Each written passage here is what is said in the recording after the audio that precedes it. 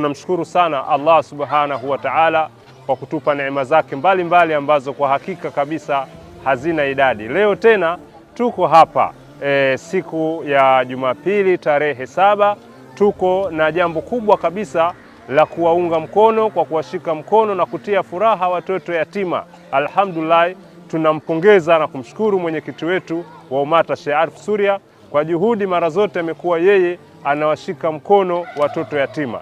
Leo hapa tuna watoto takribani 100 ambao wanapewa zawadi katika mwezi huu mtukufu tuliokuwa nao wa Dhulhijja, baada tu ya kutoka katika ibada ya hija majuzi, na leo anawashika mkono watoto hawa. Ni jambo la kupongezwa, lakini na la kuigwa pia. Tunatoa wito mara nyingi kwamba hili jambo ni jambo la kheri. Waislamu wenye uwezo ambao wanaweza wakawasaidia makundi mbalimbali katika jamii ya Waislamu na wasiokuwa Waislamu, jambo hilo linapendwa sana na Allah subhanahu wa ta'ala. Assalamu alaikum wa rahmatullahi wa barakatuh.